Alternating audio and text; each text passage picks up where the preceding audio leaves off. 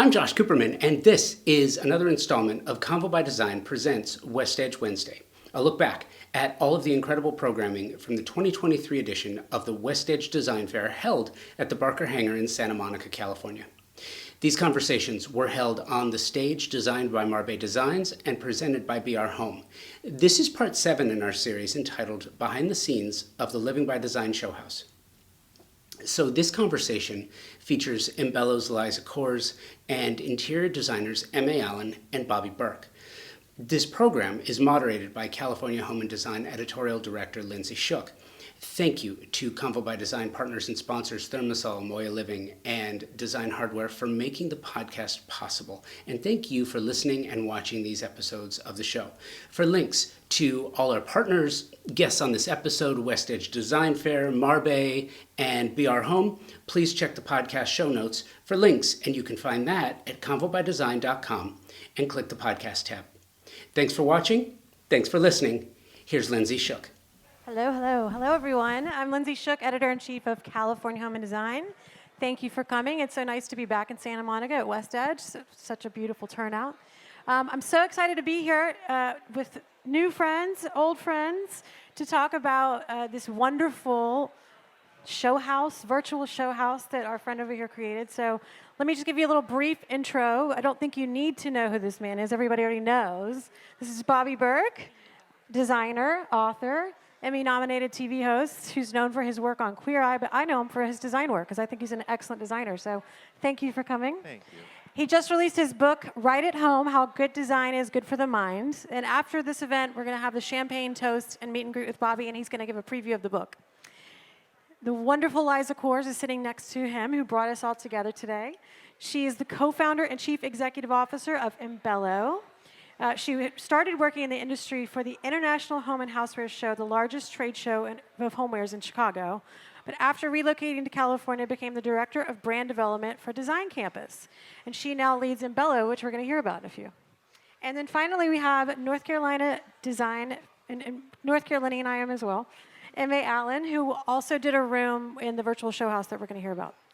So let me start with you, Liza. Can you just give us an overview, like what is Embello, why'd you start it, and talk about the Living by Design house? Yeah. Hi, everyone. So Embello is an influencer marketing agency, and we focus in the home industry. And we partner brands, our brand clients, with interior designers, with home bloggers, content creators, to put together social campaigns. So essentially having them promote the brands on social media, so Instagram, Facebook, Pinterest, TikTok, blogs even, and these big social campaigns. Another part of Embello is we produce the Living by Design virtual showhouse. And long story short, I also was the marketing director at Barclay Butera. And Barclay participated in many showrooms, showhouses. And one of them was the Christopher Kennedy Showhouse in Palm Springs. And another was the Traditional Home Magazine Showhouse in the Hamptons. And, you know, showhouses, I was introduced to the world of showhouses through Barclay.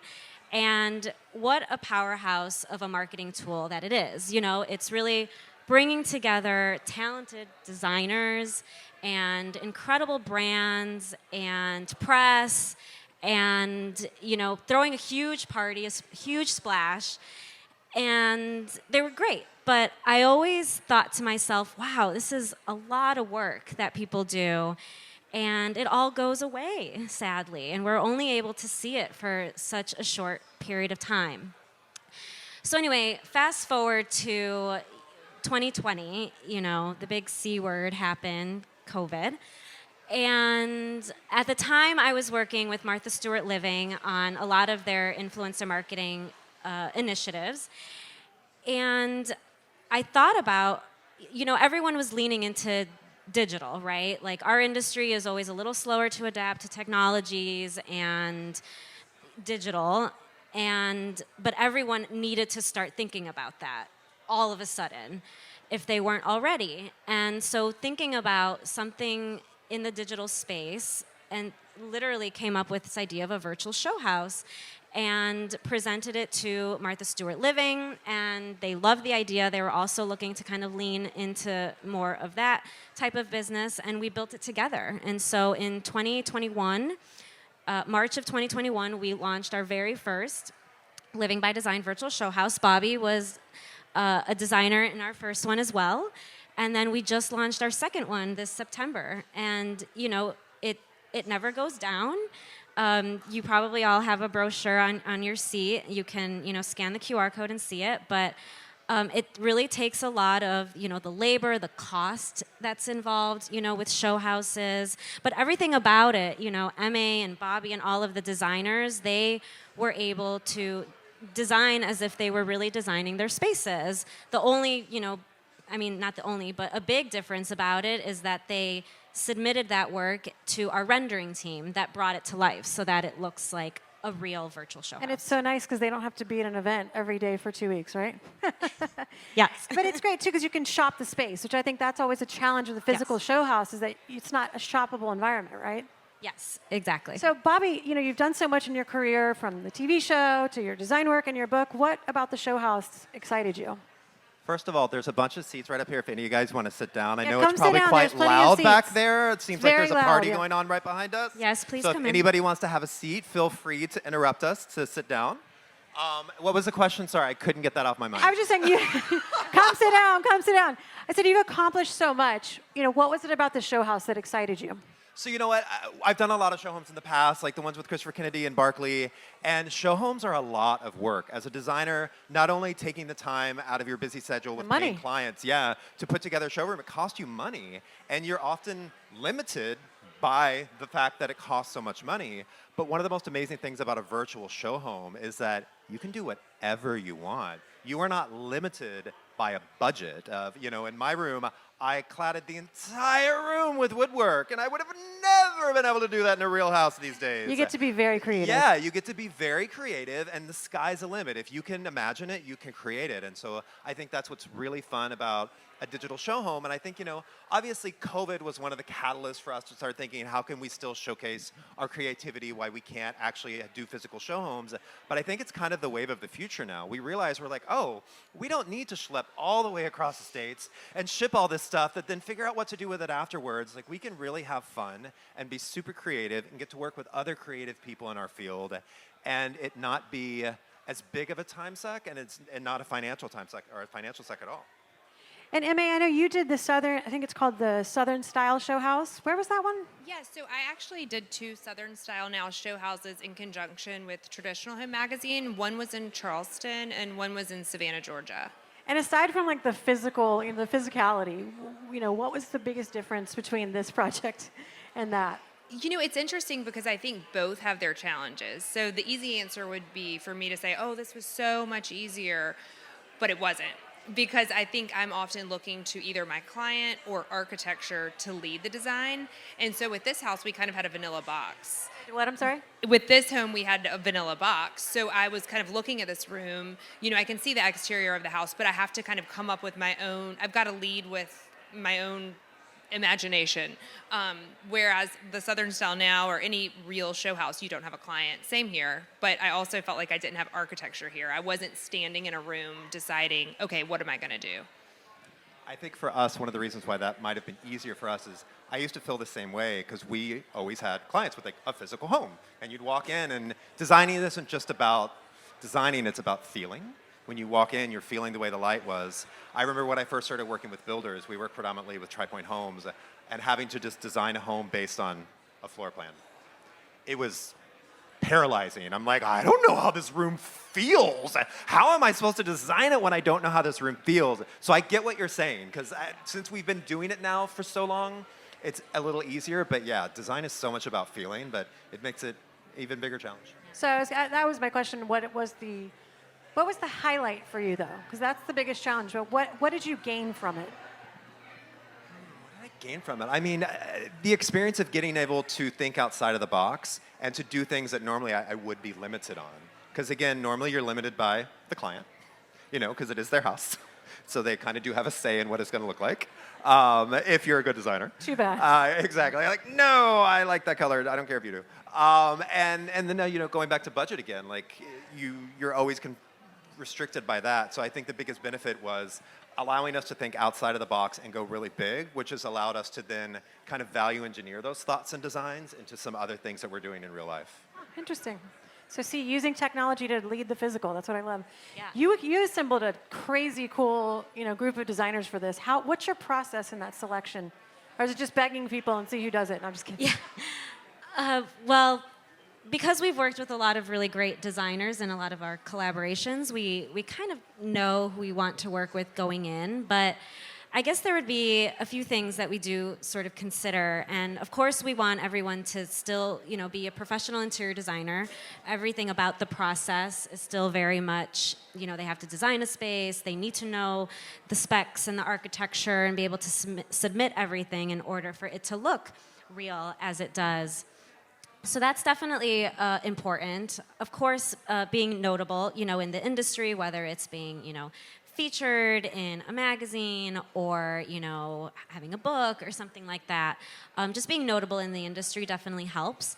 But really, because it is a social campaign that we're doing, all of the designers also have deliverables that they are executing on social media and on their blogs as well. And so they do have to be social savvy. They have to have a presence on social media as well. And they need to know how to work the game, essentially, because at the end of the day, we do have sponsors and partners that are looking for these designers to promote them. They have to be good marketers. Right, exactly. And so be able to put together the posts and do the reach and all of that we're looking for. And can you just quickly talk about the technology you use? Because I think that's so interesting. Yeah, so we work with a 3D rendering company. Their name is UC Studio, and they're based out of the UK. They are wonderful. If you ever need anything done virtually, I highly, highly recommend them. And especially, I think our industry is leaning more into that. When we talk to brands, a lot of them are already using, 3D technology for their own websites and things like that. So it's kind of interesting to see how the industry is changing. But I don't know exactly the magic that they do behind the scenes, but I know that when I get the first draft, I'm always like, wow, this is crazy, that this looks so real. And we do have a process where everyone's able to review and approve and make it look exactly how they want it to look. So let's talk about your rooms. Having grown up in North Carolina, I know how Southerners love their color and print and the layered feeling, and I loved your room for that. Who did you have in mind when you were designing this kid space? Yes, so for this children's room, although we were set in California, I was really focusing on, I was kind of picturing one of my daughters actually, but I was thinking of a well-traveled, sophisticated 4 or 5-year-old. And I just think, I close my eyes and you say California design and West Coast design, and I picture white room and white furniture, texture, neutrals, a lot of earthy elements. And I just don't think it has to be that way. So I love for a room to reflect my client and to tell their story. And so for this room, I went elevated and layered it up like I usually do. Did you lead with the wallpaper, or what started the... You nailed it. I led with the wallpaper. It's a Fromental wallpaper, crazy expensive. So I was like, well, if I'm not paying for this and I'm not having to call Fromental and ask favors, let's just go ahead and start there. I think so. MA has 4 kids, so as we say in the South, bless your heart. Yeah, so we knew when we were onboarding who was doing our kids' room. We're like, MA's got it. I've designed a lot of kids' rooms. But one of the things I love too is not only that you used a lot of our partner brands, but you were able to design a lot of the custom furniture, right, in the space. Yes, that's true. And I think one of the highlights for me of this project is I absolutely love designing furniture. I love designing lighting.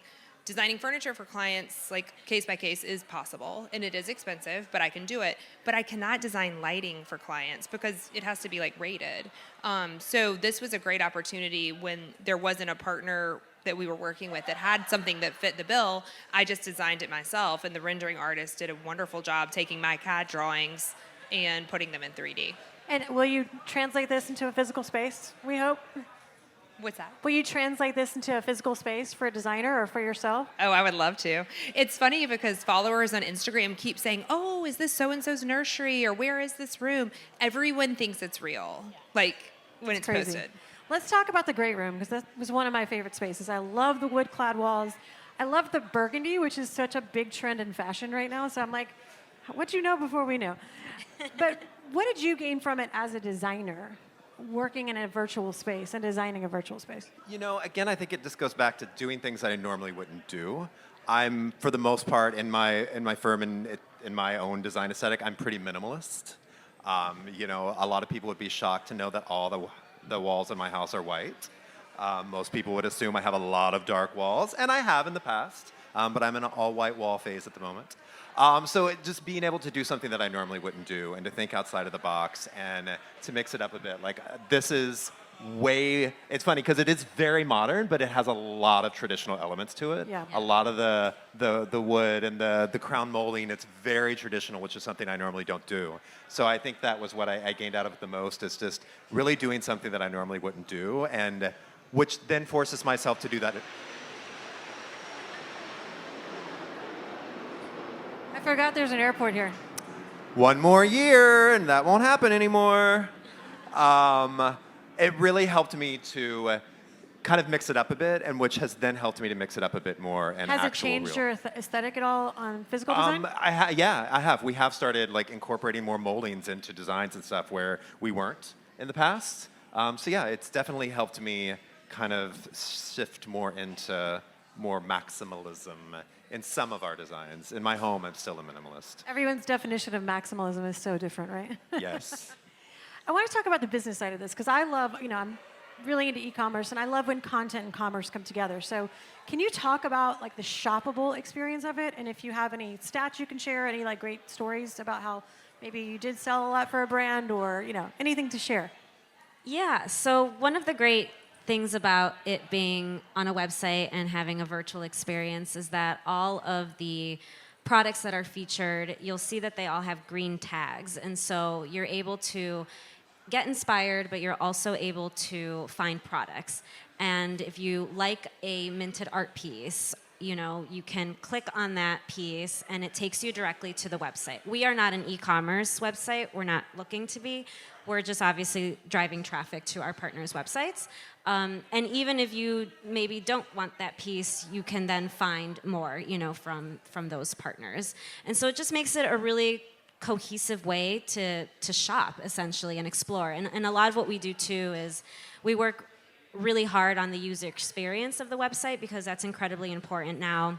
Like, we built it mobile first because we know people are going to be on their Instagram, see Emma and Bobby's posts. That's how they're going to see it on their phones, and that's how they're going to experience product as well. And so that was a really important part for us too.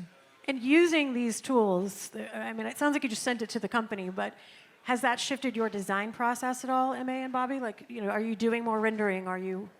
For me, no. Rendering is something that we've been doing for a long time. I would say back when rendering still looked really sad, probably like 2013, we were trying to do renderings for clients because it added more work, but it actually cut down on the work because it cut down on the client being like, oh, this isn't what I imagined. And like, yeah, or like, no, this is exactly what you imagined. So for us, it hasn't changed. Obviously, it's gotten way better to where renderings look like real spaces now. So that's been great. How about for you? Yeah, same for us. A rendering is typically a part of our process, and where at one point it was hand-drawn and watercolored, then we switched to these photorealistic 3D renderings, which are, again, successful in, I can close my eyes and see a space as I'm designing it. I'm never surprised in the end. I'm just incredibly visual, but clients will even trick you that they are visual and they are not. And so sometimes when we're putting together a lot of different combinations of things that they couldn't do on their own, which is why they're hiring us, I think having that rendering is just a great tool for us to seal the deal and to give them confidence in what they're buying.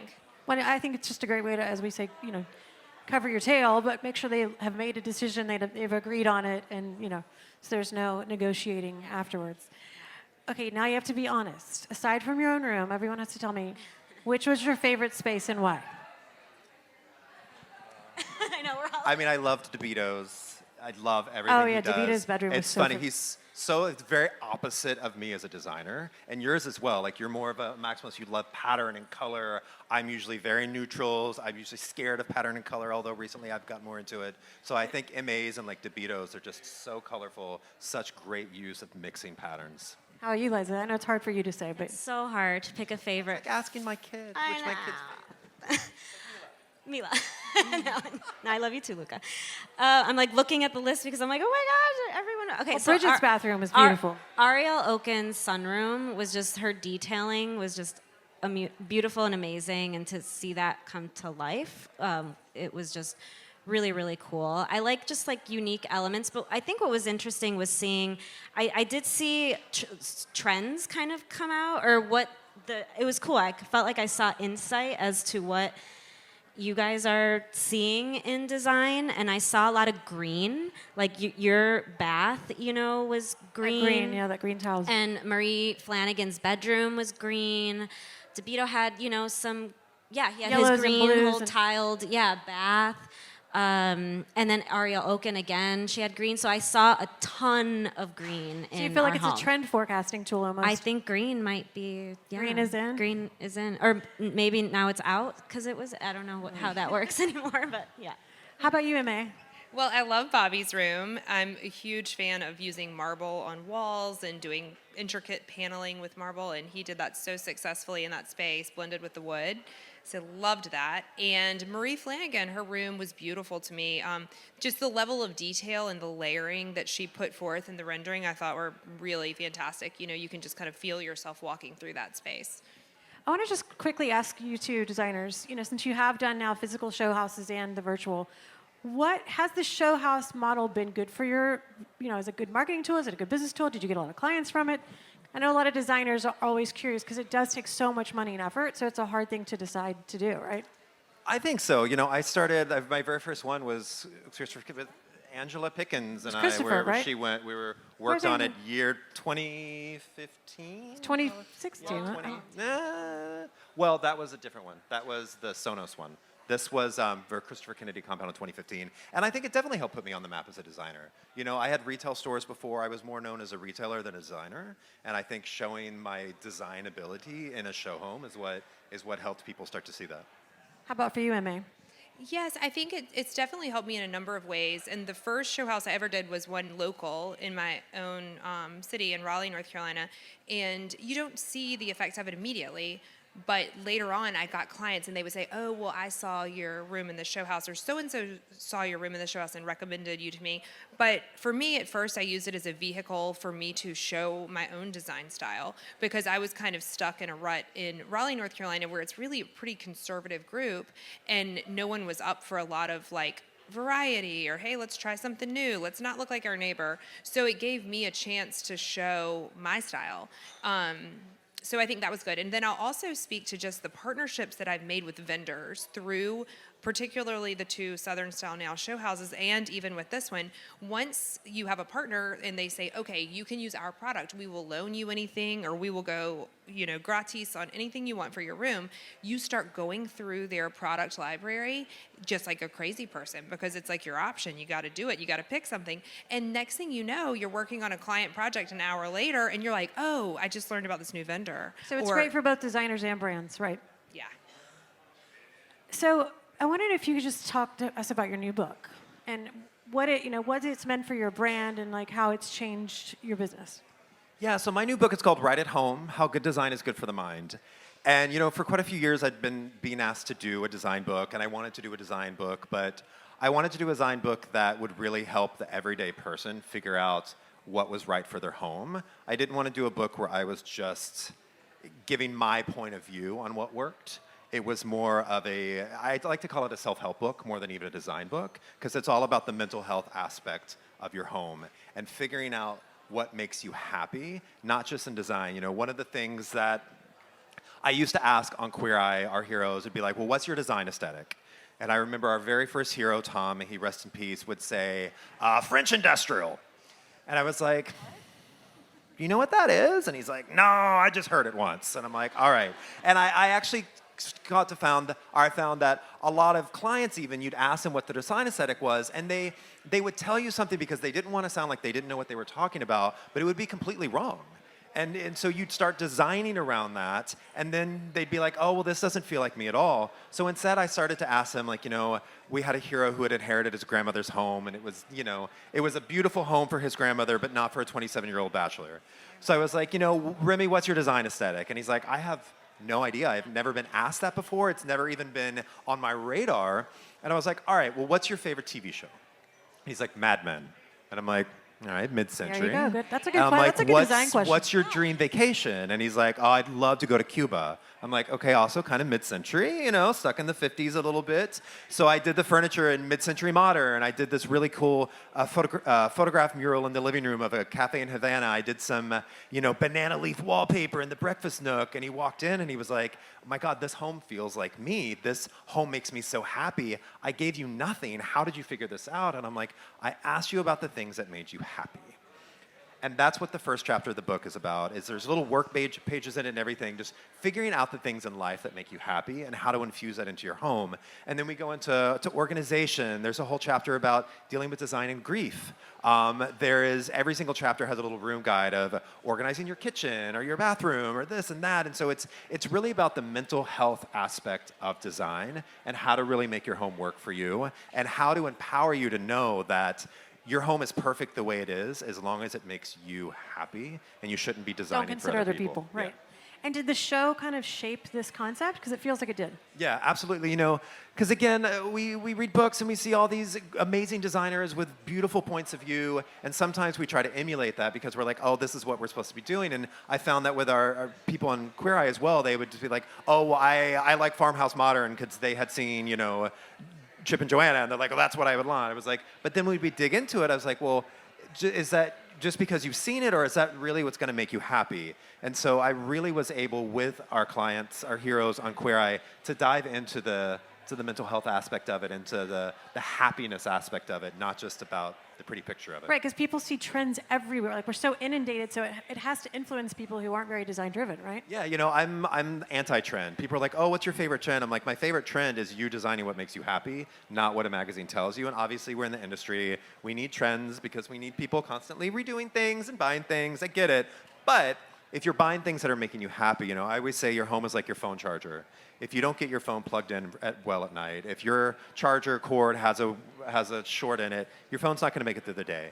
Your home's the same. Your home should be really fully recharging you, and the way it does that is by having things in it that you're passionate about and being organized. Chaos around you creates chaos in your mind, so all those types of aspects. So let's talk about what's next. What's next for you, Emma? More show houses, a book, anything? More kids? No more kids. I will lead with that. There will be no more children. But I think, one thing I've always it's been a long-term goal would be to design a line of furniture, lighting, art, textiles. So I think as I'm beginning to get on top of being able to be a mother of 4 children, the 4th one has really put me under. We've got projects across the country, but being able to take a little step back from some client work to work on building something of brand. that end. Yeah. How about you, Bobby? I'm in the process of developing some new shows. As many of you may know, I made an announcement this week that this coming season will be my last season on Queer Eye. It's been 9 amazing seasons and 7 amazing years. But as all designers, we all know it's exhausting. So I'm ready to move on. Sounds to like you could do a show on your book. What's that? You could do a show around your book. Yeah, it might be. Be a therapist. Teasers. Before we open to questions, I just want to know if you could share any big success stories, whatever meant the most to you from this virtual Showhouse experience, and tell us what's next for Embello. Meant the most is definitely getting these group of amazing designers to come on. I'm a big relationships person. That always means a lot to me. I think you guys know that. And just getting everyone together just really is an amazing, thing to do, all under the Showhouse umbrella. So that's always wonderful. The Showhouse itself, we received over 800,000 views to the site. Our goal is to reach, beyond 1 million, and that's something that, in a traditional home you would not be able to do. And on social, having 1.3 million impressions. And so on a numbers scale, we're very obviously happy with how the Showhouse is doing and already planning for the next one. Because it takes a full year to plan, so onboarding designers and leaning more into technology too, and seeing how we can take it to even the next level. Perhaps when you open that refrigerator, you're able to see inside of it. And so just kind of making it a little bit more engaging. Always trying to think what's next.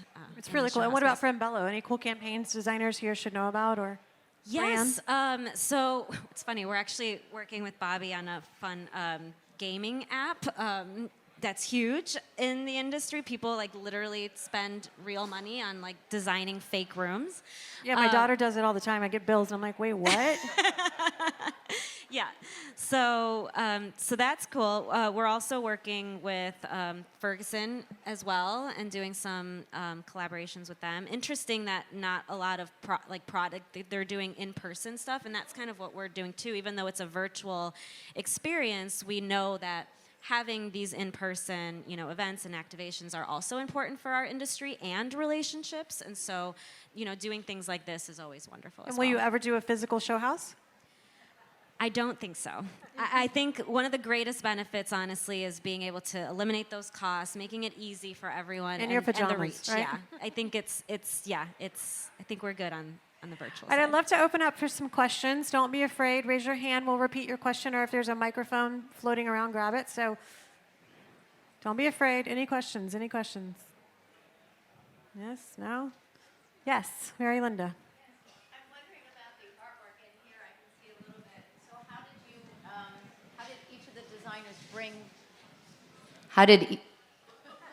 Hello, Mary Linda. Hi.